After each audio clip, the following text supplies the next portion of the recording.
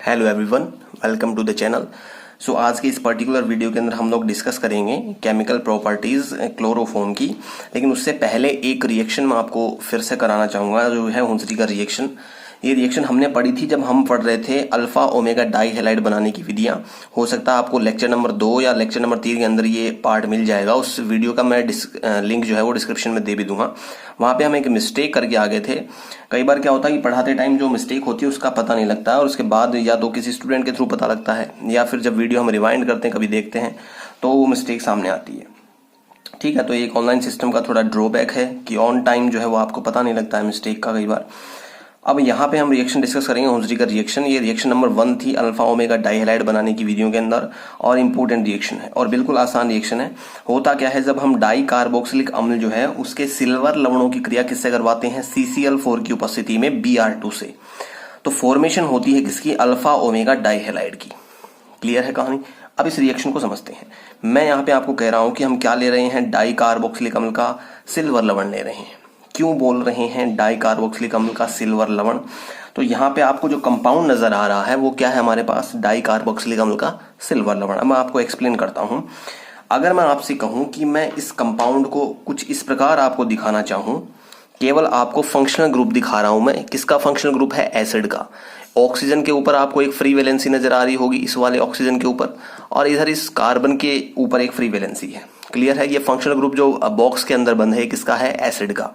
Oxygen के साथ यहाँ पे नॉर्मली आपको क्या नजर आता है, हाइड्रोजन नजर आता है, क्योंकि वो मोर इलेक्ट्रोनेगेटिव एटम के साथ जुड़ा है हाइड्रोजन, और वो H+ के रूप में बाहर निकलता है, इसलिए ये क्या होते हैं, एसिड होते हैं। मैंने उस एसिड को किससे रिप्लेस कर दिया है यहाँ पर, Ag के साथ। क्लियर है, दोनों ऑक्सीजन पे देख पा रहे हैं आप। और जो कार्बन की फ्री वैलेंसी है उसके ऊपर मैंने 4 कार्बन अटैच कर रखे हैं। आप इसको ऐसे भी कह सकते हैं कि इस फंक्शनल ग्रुप के कार्बन के साथ अगर आप CH3 अटैच कर दें और उस पर से एक हाइड्रोजन कम करके किसको जोड़ दिया आपने, दूसरे CH3 को, फिर मैं आपको कह दूं कि एक इस CH3 के एक हाइड्रोजन को कम करो, आप एक कार्बन और जोड़ो, तो आप जोड़ देंगे आसानी से, कोई दिक्कत नहीं है। फिर आप कार्बन के ऊपर एक हाइड्रोजन और कम कर दें और एक कार्बन को और जोड़ दें यहाँ पे। क्लियर है कहानी। तो ये हमारे पास क्या है, डाई कार्बोक्सिलिक अम्ल का सिल्वर लवण। अब लवण क्यों बोल रहे हैं, क्योंकि आप जानते हैं यहाँ पे ऑक्सीजन मोर इलेक्ट्रोनेगेटिव है, Ag जो है वो लेस इलेक्ट्रोनेगेटिव है। तो अगर आप इस बॉन्ड को ब्रेक करवाएंगे तो ऑक्सीजन पे नेगेटिव चार्ज और Ag पे पॉजिटिव चार्ज। ठीक है, तो आपको पता है यहाँ पे जो मोर इलेक्ट्रोनेगेटिव एटम होता है वो एज ए बेस वर्क करेगा, और जो लेस इलेक्ट्रोनेगेटिव एटम है वो एज ए एसिड वर्क करेगा। तो एसिड बेस अगर साथ में यहाँ पे नजर आ रहे हैं आपको रिएक्ट किए हुए हैं, तो ये किसकी फॉर्मेशन हो जाती है यहाँ पे, सॉल्ट की। अब इस कंपाउंड की रिएक्शन मैं किससे करवा रहा हूँ, Br2 के साथ। कितने मोल लिए हैं मैंने यहाँ पे, 2 मोल लिए हैं। मैं आपको एक्सप्लेन करता हूँ। ये रिएक्शन किसकी प्रेजेंस में होती है, CCl4 कार्बन टेट्राक्लोराइड। ये एक इनर्ट सॉल्वेंट होता है, बहुत बार हम डिस्कस कर चुके हैं, अक्रिय विलायक होता है। तो ये एक एज ए मीडियम वर्क करता है, इसका रिएक्शन के अंदर कोई रोल नहीं होता है, रिएक्शन में पार्टिसिपेट नहीं करता है। यहाँ पे क्या होता है, सबसे पहले 2 Ag जो हैं वो 2 Br के साथ किसके रूप में बाहर हो जाते हैं, AgBr के रूप में। यहाँ पे 4 Br है, मैं कह सकता हूँ 2 Br 2 Ag के साथ किसके रूप में बाहर, AgBr के रूप में। यहाँ से आपको नजर आ रहा होगा 2 बॉक्स के अंदर यहाँ पे आपको CO2 मॉलिक्यूल नजर आ रहे हैं, यहाँ से CO2 और यहाँ से CO2। क्लियर है कहानी। यहाँ से CO2 एलिमिनेट हुए, कितने मोल, 2 मोल। अब केवल 4 कार्बन बचे आपके पास, और यहाँ पे कितने Br, 2 Br। पहला Br इस कार्बन पे, दूसरा Br इस कार्बन पे। ये आपके पास कंपाउंड फॉर्म हो गया, जिसको आप बोल सकते हैं 1,4 डाई ब्रोमो ब्यूटेन, या इसको आप क्या कह सकते हैं, अल्फा ओमेगा डाई हैलाइड। ये आप अल्फा कार्बन बोल दें, ये बीटा बोल दें, यहाँ पे आप क्या बोल सकते हैं, गामा, और ये ओमेगा। यहाँ से स्टार्ट कर दें, कोई दिक्कत नहीं है, जहां से आपका मन करे वहां से करिए आप। अल्फा बीटा गामा और ओमेगा। ठीक है, तो ये आपके पास कंपाउंड फॉर्म होता है 1,4 डाइब्रोमोब्यूटेन। ये रिएक्शन होती है यहाँ पे खत्म। अब हम स्टार्ट करते हैं क्लोरोफॉर्म की केमिकल प्रॉपर्टीज।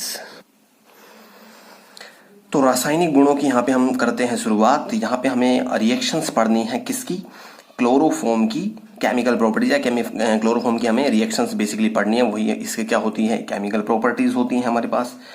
अब होता क्या है, सबसे पहले हम रिएक्शन पढ़ेंगे यहाँ पे ऑक्सीकरण की, क्लोरोफॉर्म का जो है वो ऑक्सीकरण कैसे होता है। बहुत इंपॉर्टेंट रिएक्शन है, इसको भी आप इंपॉर्टेंट मार्क करेंगे।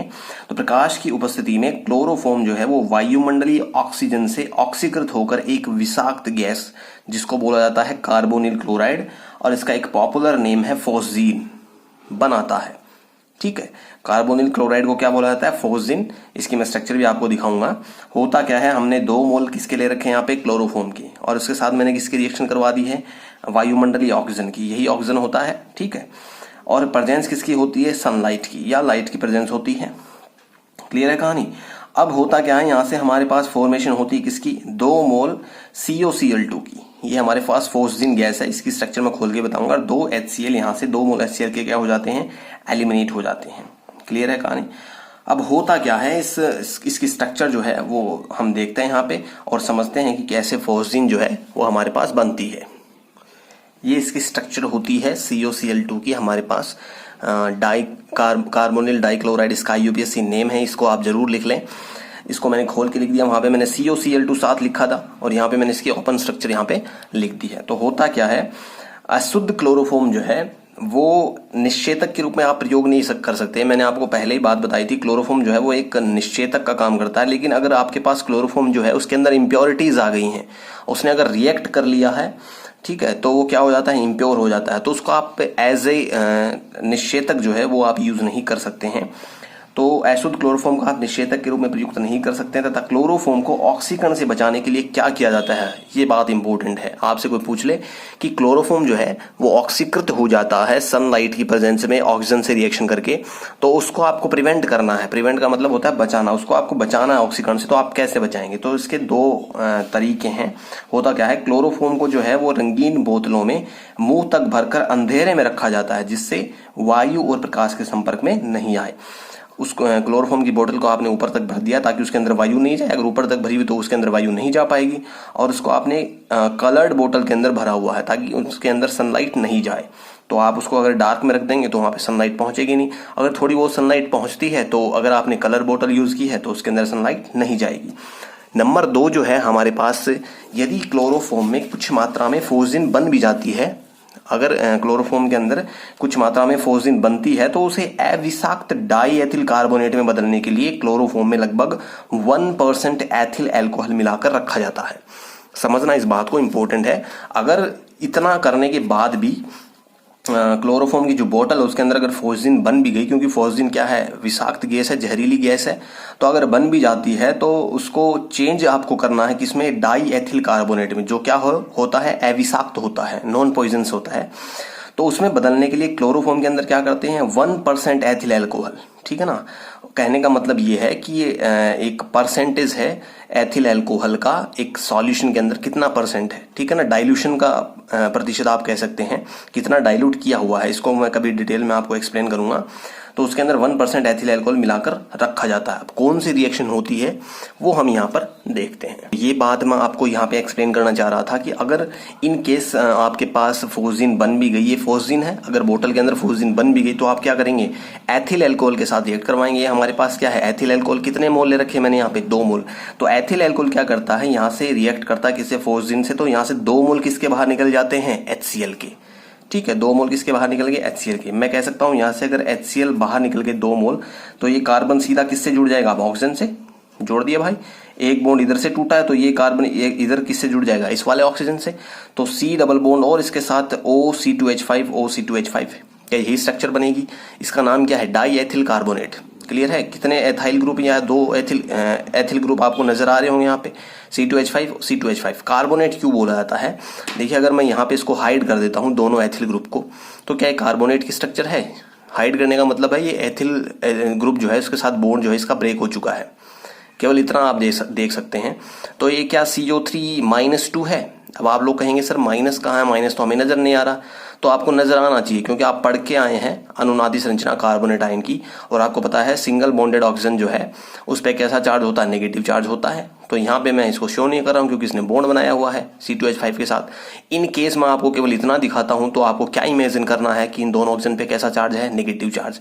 जो कार्बन के लेफ्ट साइड के अंदर जो आपको ऑक्सीजन नजर आ रहा है ये डबल बॉन्डेड, इस पे कोई चार्ज नहीं है। तो ये आपके पास क्या है, कार्बोनेट। इसके ऊपर कितने एथिल ग्रुप लगे हैं, 2 एथिल ग्रुप लगे हैं। तो आप क्या बोल देंगे, die ethyl carbonate. I hope आपको समझ में आ गया होगा।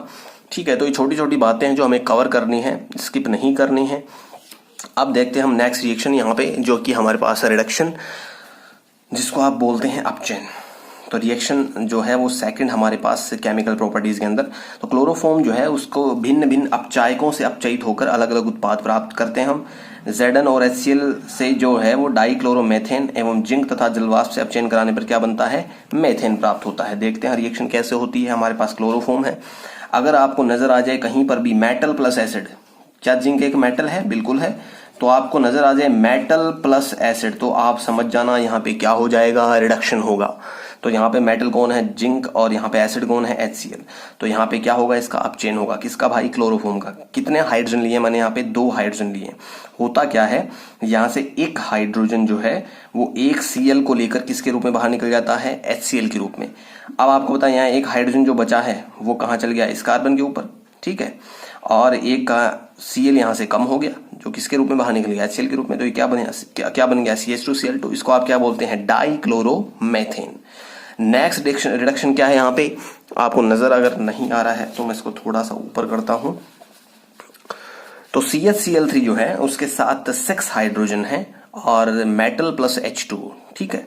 H2 जो है वो भी एज ए क्या, यहाँ पे किसका वर्क करेगा, यहाँ पे एज ए एसिड वर्क करेगा, क्योंकि यहाँ पे भी ऑक्सीजन जो है उसके साथ क्या जुड़ा होता है, हाइड्रोजन जुड़ा होता है।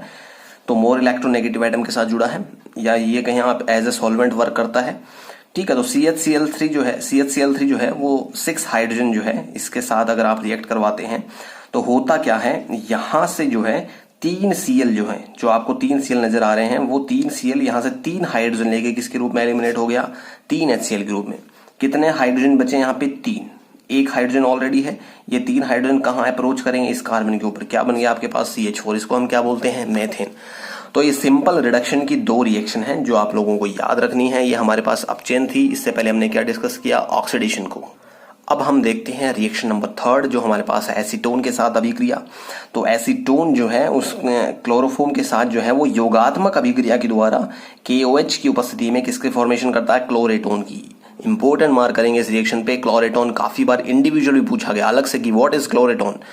तो हम यहाँ पे देखेंगे क्लोरेटोन क्या होता है, एक निद्राकारी होता है। कहने का मतलब जो मेडिसिन आप लेते हैं नींद आने की, ठीक है ना, तो उसके अंदर क्या होता है, क्लोरेटोन होता है। तो एक निद्राकारी होता है क्लोरेटोन। बनता कैसे है, क्लोरोफॉर्म आपको यहाँ पे नजर आ रहा होगा, मैंने इसको खोल के लिख दिया है। और यहाँ पे कौन सा कंपाउंड, एसीटोन। नाम जरूर लिखें आप इसके, ताकि आप हैबिट बन जाए आपकी अभी से, और हर एक कंपाउंड आपको पता लगने लग जाएगी ये कौन सा कंपाउंड है।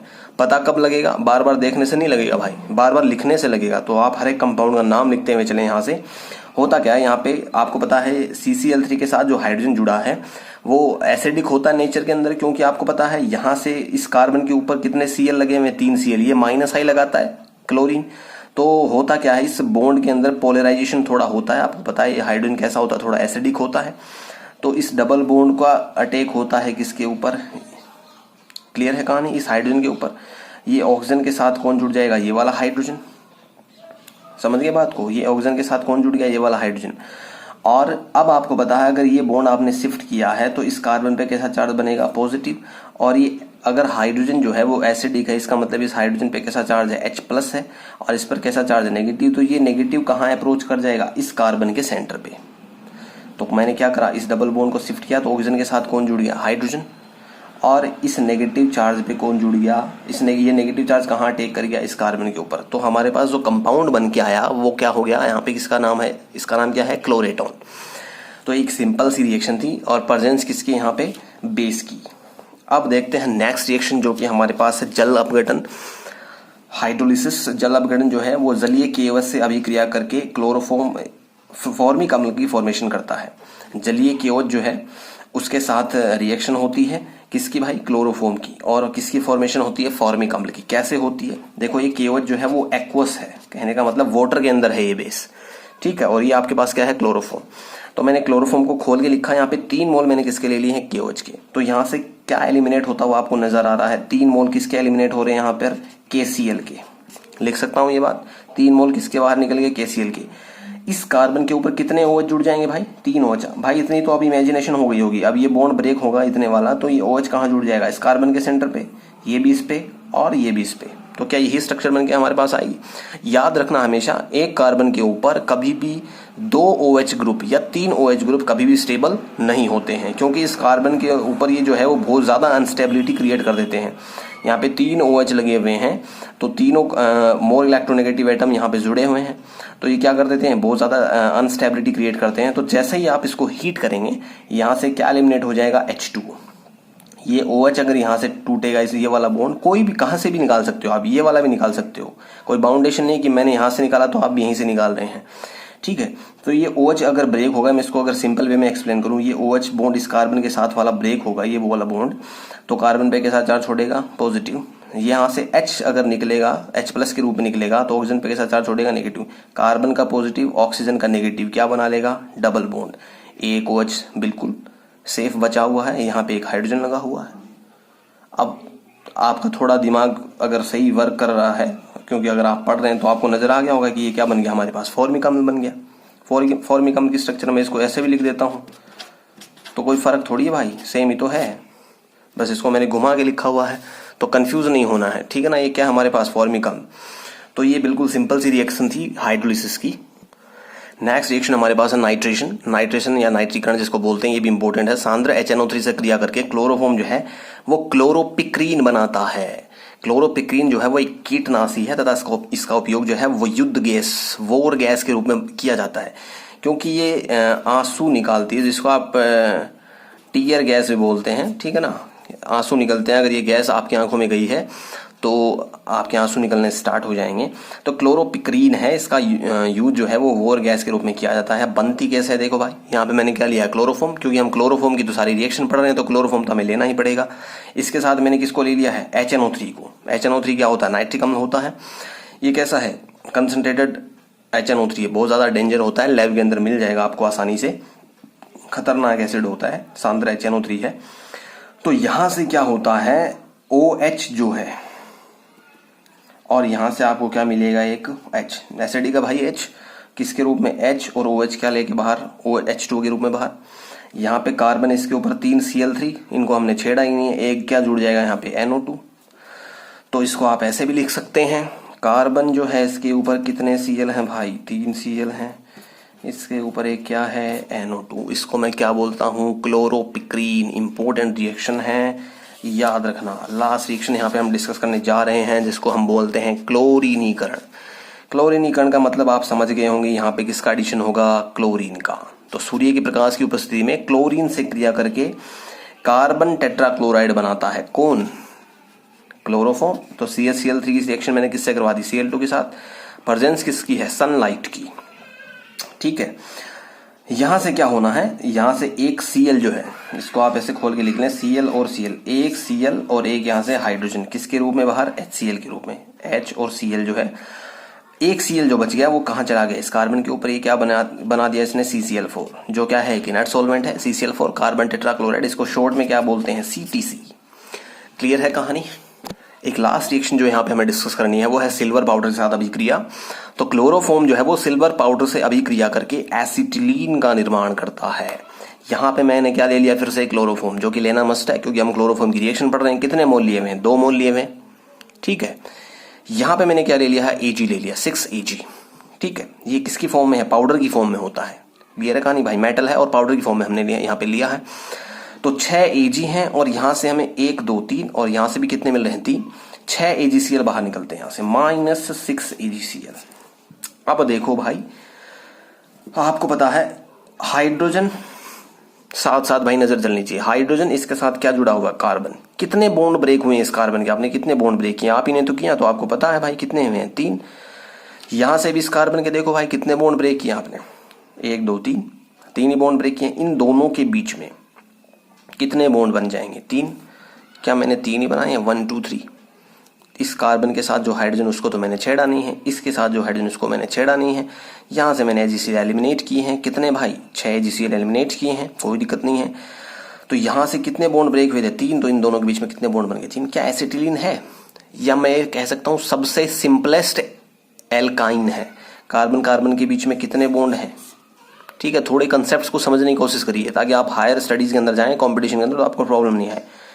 कार्बन कार्बन के बीच में कितने बॉन्ड है, यहाँ पे 3 है, तो इसका मतलब ये एल्काइन तो है, एल्काइन की कंडीशन सेटिस्फाई करता है। भाई एल्केन एल्कीन एल्काइन तो पता होगा, 9th-10th की बात है, एल्काइन है। ठीक है, अब आपको पता है अगर 3 वैलेंसी कार्बन की पूरी हो रही है और जो बची वैलेंसी उसके ऊपर हाइड्रोजन है, इधर भी क्या है, हाइड्रोजन है, यहाँ पे कोई प्रतिस्थापी आपने नहीं लगाया हुआ, तो सबसे सिंपलेस्ट एल्कीन है, एल्काइन है। ठीक है, तो इसका नाम क्या होता है, एसिटिलीन होता है। ये हमारे पास फॉर्मेशन हुई है और यहाँ पे केमिकल प्रॉपर्टीज जो हैं उनके अंदर 2 रिएक्शन या 3 रिएक्शन, एक हाफ मान कार्बिलमिन बच गई है जो इंपॉर्टेंट है, ये हम लोग डिस्कस करेंगे नेक्स्ट लेक्चर के अंदर। ठीक है, तब तक के लिए आप पढ़ते रहिए और वीडियो जो आ रहे हैं उनसे आप बेनिफिट्स लेते रहिए। Thank you.